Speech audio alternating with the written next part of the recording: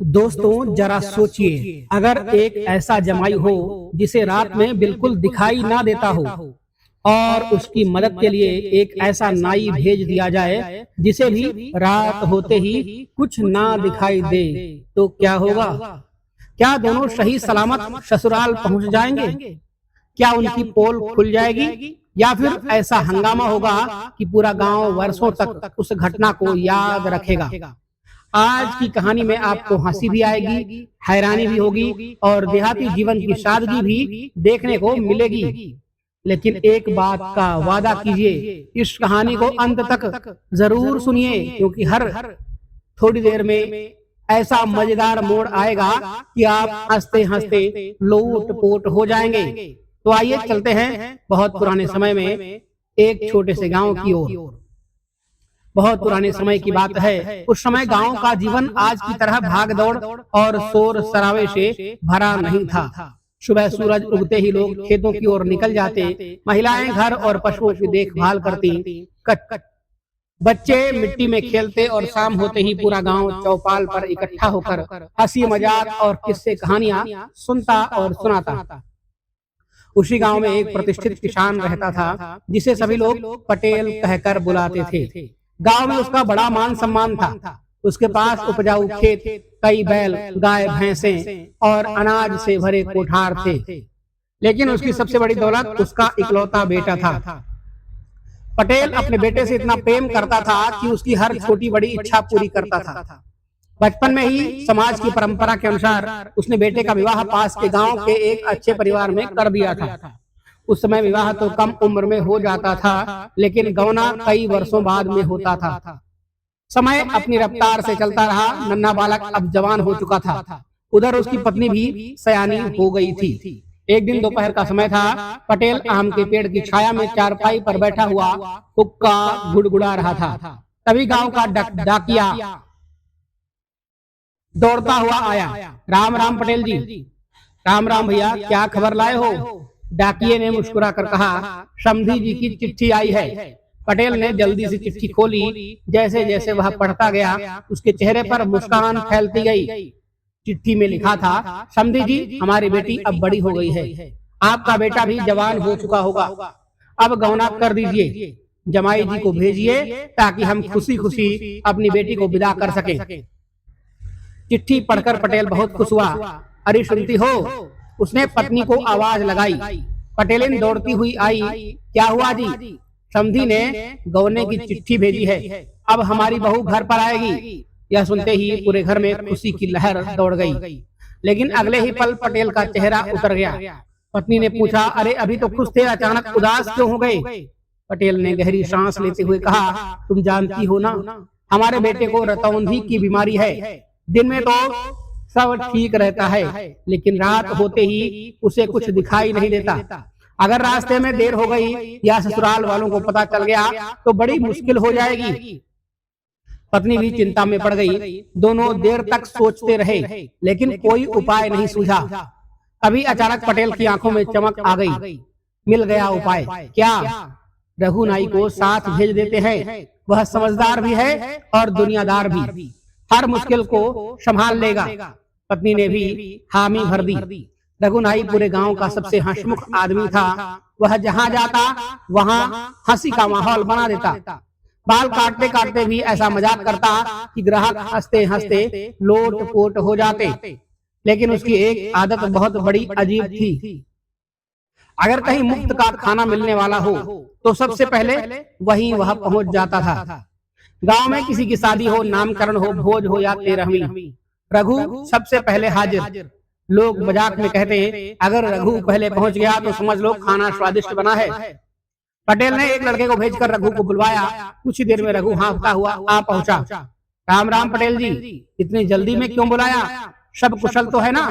पटेल ने मुस्कुरा कर कहा, रघु, कल मेरे बेटे का गौना कराने जाना है। मैं चाहता हूँ तुम उसके साथ में चले जाओ। रघु ने पूछा, बस इतनी सी बात? मैं तो अभी तैयार हूँ। लेकिन मन ही मन सोचने लगा,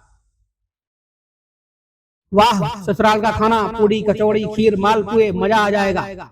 उसने बिना एक पल सोचे हामी भर दी। पटेल ने बेटे की रतौंधी वाली बात उससे नहीं बताई। उसे लगा कि दिन में यात्रा पूरी हो जाएगी और कोई दिक्कत नहीं आएगी। अगले दिन सुबह बैलगाड़ी सजाई गई, बैलों के गले में नई घंटियां बांधी गई, गाड़ी में बिस्तर, कपड़े, मिठाई और उपहार रखे गए। पटेल ने बेटे को गले लगाया, बेटा धैर्य रखना और सबका सम्मान करना। बेटे ने पिता के पैर छुए। उधर रघुनाई धोती पहनकर सिर पर रंग बिरंगी पगड़ी बांधकर ऐसे चला आया जैसे किसी बारात का दूल्हा हो। पटेल हंस पड़ा।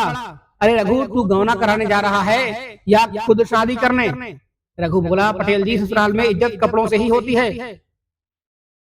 सब जोर से हंस पड़े। दोनों बैलगाड़ी में बैठे, बैलों की घंटियां बजी, गाड़ी धीरे धीरे गांव से बाहर निकल गई। रास्ते भर रघु बोलता ही रहा। कभी कोई चुटकुला सुनाता, कभी किसी बूढ़े की नकल उतारता, कभी गांव के चौधरी की आवाज निकालकर सबको हंसाता। जमाई राजा भी हंसते हंसते लोट पोट हो रहा था। दोनों को बिल्कुल अंदाजा नहीं था कि शाम ढलते ही उनकी जिंदगी की सबसे मजेदार और सबसे बड़ी मुसीबत उनका इंतजार कर रही है।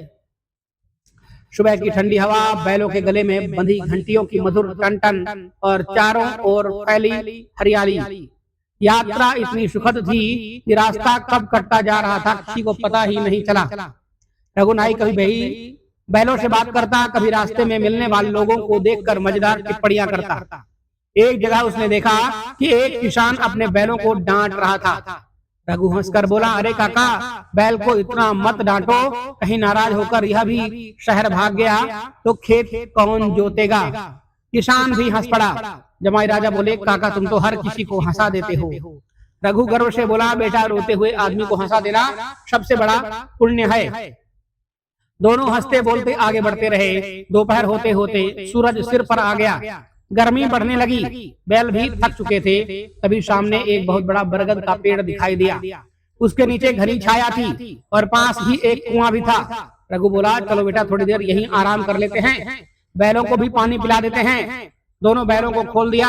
बैल पास के खेत में चरने लगे। रघु ने अपना अंगोछा बिछाया और बोला, बस 10 मिनट आराम करेंगे, फिर चल देंगे। लेकिन किस्मत को कुछ और ही मंजूर था। दोनों लेटे और देखते ही देखते गहरी नींद में सो गए।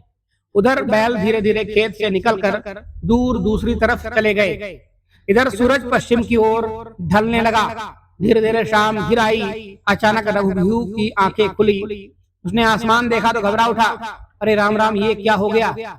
उसने तुरंत जमाई राजा को झकझोरा, उठो बेटा, शाम हो गई। दोनों घबराकर उठ बैठे। रघु इधर उधर देखने लगा। अरे बैल कहाँ गए? दोनों उन्हें ढूंढने लगे। लेकिन जैसे जैसे अंधेरा बढ़ता गया, जमाई राजा की परेशानी भी बढ़ती गई। वह कभी इधर जाता, कभी उधर, कभी किसी झाड़ी को बैल समझ लेता, कभी पेड़ को आदमी। आखिरकार वह थक कर बैठ गया। रघु ने पूछा, क्या हुआ? जमाई राजा धीरे से बोले, काका, एक बात कहूं, लेकिन हंसना मत। बोलो बेटा, मुझे रात में दिखाई नहीं देता। रघु चौंक गया। क्या मतलब? दिन में सब ठीक रहता है, लेकिन अंधेरा होते ही मेरी आंखें जवाब दे देती हैं। रघु ने माथा पकड़ लिया। अरे यह बात पहले क्यों नहीं बताई? जमाई राजा बोले, बाबा ने शायद आपको बताई नहीं होगी। रघु कुछ देर चुप रहा, फिर बोला, अब मेरी भी एक बात सुन। क्या? मुझे भी रात में दिखाई नहीं देता। कुछ क्षण दोनों एक दूसरे का चेहरा देखते रहे। फिर दोनों एक साथ बोले, अब क्या होगा? और अगले ही पल दोनों हंसने लगे। रघु बोला, वाह रे किस्मत, अंधे की लाठी भी आंधी निकली। दोनों एक पेड़ के नीचे बैठ गए। कुछ देर तक कोई कुछ नहीं बोला। फिर रघु ने कहा, घबराने से कुछ नहीं होगा, दिमाग लगाना पड़ेगा। उसने अपनी लंबी पगड़ी उतारी। देख बेटा, मैं यहीं खड़ा रहता हूँ, तू पगड़ी का दूसरा सिरा पकड़कर पूरे खेत में घूम। जहाँ बैल होंगे पगड़ी उनसे टकरा जाएगी। जमाई राजा बोले, वाह काका, तुम तो बड़े बुद्धिमान हो। रघु मुस्कुराया, बुद्धि नहीं होती तो अब तक भूखा मर गया होता। योजना शुरू हुई। रघु एक जगह खड़ा हो गया।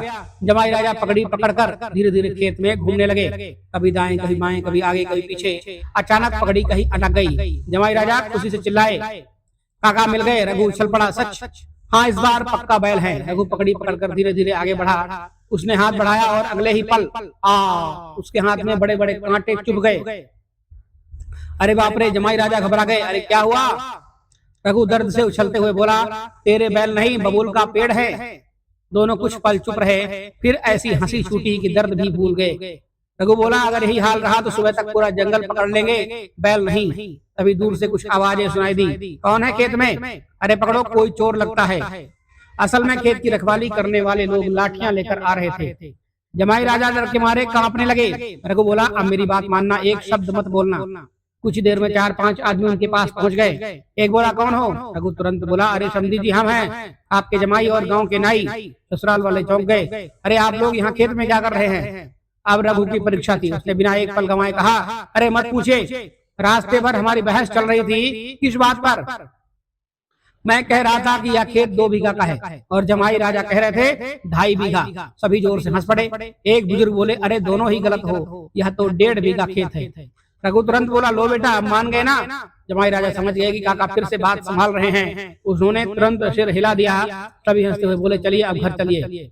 लेकिन तभी रघु बोला समझ लीजिए एक छोटी सी परेशानी है। क्या? हमारे बैल कहीं खो गए हैं। ससुराल वालों ने हंसते हुए कहा बस इतनी सी बात, कुछ लोग इधर गए कुछ लोग उधर गए, थोड़ी ही देर में बैल मिल गए। रघु ने भगवान का नाम लिया, हे प्रभु पहली मुसीबत तो टल गई। बैलगाड़ी फिर तैयार हुई। अब पूरा दल गांव की ओर चल पड़ा। जैसे ही वे गांव के बाहर पहुंचे बच्चों ने दौड़कर आवाज लगाई जमाई जी आ गए, जमाई जी आ गए। देखते ही देखते पूरे गांव में खबर फैल गई। घर के बाहर औरतें मंगल गीत गाने लगी, आंगन में रंगोली बनाई गई। सास आरती की थाली लेकर दरवाजे पर खड़ी हो गई। उधर रघु मन ही मन सोच रहा था भगवान बस रात किसी तरह निकल जाए, फिर चाहे जितनी पूड़ियां खिलवा देना। लेकिन उसे कहाँ पता था असली हंगामा तो अभी शुरू होना बाकी था। गांव के बाहर से ही जमाई राजा के स्वागत की तैयारियां शुरू हो चुकी थी। औरतें मंगल गीत गा रही थी, बच्चे बैलगाड़ी के पीछे पीछे दौड़ रहे थे और बुजुर्ग मुस्कुराते हुए कह रहे थे देखो भाई हमारे जमाई राजा आ गए।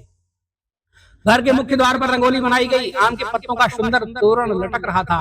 सास आरती की थाली लेकर खड़ी थी। जैसे ही बैलगाड़ी रुकी सास ने आरती उतारी और मुस्कुरा कर बोली आइए बेटा हमारे घर में आपका स्वागत है। जमाई राजा ने झुककर चरण स्पर्श किया। रघुनाई ने भी आदर से हाथ जोड़ दिए। अंदर पहुंचते ही दोनों को चारपाई पर बैठाया गया। तांबे के लोटे में ठंडा पानी दिया गया। गुड़ और मट्ठे से उनका स्वागत हुआ। रघु ने पहला गुड़ भरते ही धीरे से जमाई के कान में कहा बेटा अगर स्वागत ऐसा है तो खाना कितना बढ़िया होगा। जमाई मुस्कुरा दिए। थोड़ी देर बाद घर की महिलाएं रसोई में जुट गई। चूल्हे पर घी की खुशबू फैल गई। एक और गर्मा गर्म पूड़ियां फूल रही थी, दूसरी ओर खीर पक रही थी। सब्जी कढ़ी दाल पापड़ अचार और तरह तरह के पकवान तैयार होने लगे। रघु रसोई की आती खुशबू सूंघकर बोला अरे वाह लगता है आज पेट नहीं किस्मत भरने वाली है। शाम ढल चुकी थी। घर के आंगन में दीपक जलाए गए। दोनों को एक अलग कमरे में भोजन के लिए बैठाया गया। पीतल की बड़ी बड़ी थालियां उनके सामने रख दी गई। एक एक कर व्यंजन परोसे जाने लगे। सास बड़े प्रेम से कह रही थी बेटा संकोच मत करना, जो पसंद हो और मांग लेना। लेकिन अंधेरा बढ़ चुका था। अब जमाई राजा की आंखों के सामने सब धुंधला हो चुका था। उन्हें थाली में क्या रखा है कुछ साफ दिखाई नहीं दे रहा था। वे हाथ से टटोल टटोल कर खाने लगे। अचानक उन्हें लगा कि थाली में रोटी नहीं है। असल में रोटी रखते समय वह थाली के किनारे खिसक गई थी। जमाई ने धीरे से पूछा काका क्या आपकी थाली में रोटी है? रघु ने हाथ लगाया हाँ बेटा मेरी थाली में तो है, लेकिन मेरी में नहीं है। रघु ने बिना सोचे कहा लगता है कोई बिल्ली उठा ले गई होगी। जमाई घबरा गए, अब क्या करूं? रघु ने मजाक में कहा अगर फिर आए ना तो एक जोर का थप्पड़ मार देना। जमाई की बात मान ली। जमाई ने बात सच मान ली। उसी समय सास रसोई से ताजी रोटी लेकर आई। उन्होंने जैसे ही रोटी थाली में रखी उनकी चूड़ियां कटोरी से टकराई। टन टन जमाई राजा चौंक उठे। उन्होंने सोचा लो बिल्ली फिर आ गई। उन्होंने बिना कुछ सोचे पूरा जोर लगाकर एक थप्पड़ जड़ दिया। धड़ाक सास की चीख निकल गई। अरे राम पूरा घर गूंज उठा। रोटी जमीन पर गिर पड़ी। महिलाएं दौड़ पड़ी। बच्चे घबरा गए। ससुर लाठी लेकर अंदर आए। क्या हुआ? सास गाल पकड़कर बोली जमाई ने मुझे थप्पड़ मार दिया। जमाई राजा के हाथ पांव फूल गए। उनके मुंह से आवाज तक नहीं निकल रही थी। पूरा घर स्तब्ध था। सबकी नजरें जमाई पर थी। अभी रघुनाई ने धीरे धीरे उठे। उन्होंने पहले गला साफ किया, फिर बोले समधिन जी पहले मेरी बात सुन लीजिए। सास गुस्से में बोली अब इसमें सुनने जैसा क्या बचा है? रघु मुस्कुराए गलती जमाई की नहीं आपकी है। यह सुनकर सब दंग रह गए। हमारी गलती? रघु बोला, हाँ कैसे? रघु ने बहुत गंभीर चेहरा बनाया और बोला, हमारे गांव की परंपरा है कि पहली बार आए जमाई को नेक दिए बिना भोजन नहीं कराया जाता। सब लोग एक दूसरे का मुंह देखने लगे। रघु आगे बोला, जमाई राजा समझे कि शायद उनका सम्मान नहीं हुआ है, इसी दुख में उनका हाथ उठ गया।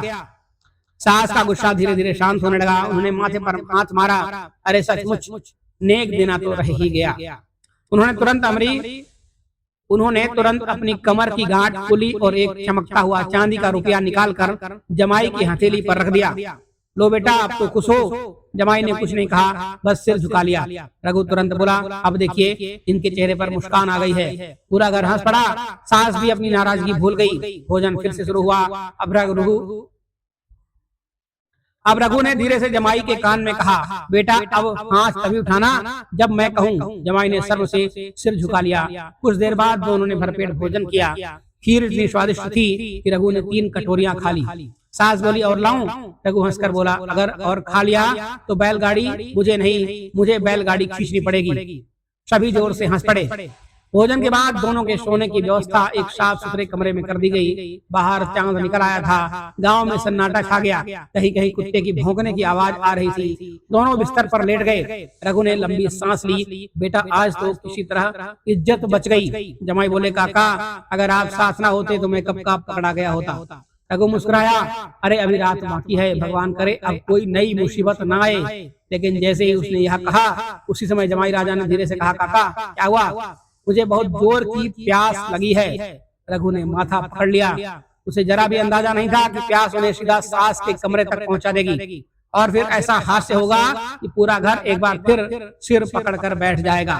तो प्रिय मित्रों, आगे की कहानी के लिए दूसरा भाग अवश्य देखिएगा। आज के लिए सिर्फ इतना ही। कल फिर मिलते हैं एक नई वीडियो में एक नई जानकारी के साथ। इसका दूसरा भाग देखना मत भूलिएगा और भी हास्यप्रद रहेगा। धन्यवाद आप सभी का। हर हर महादेव।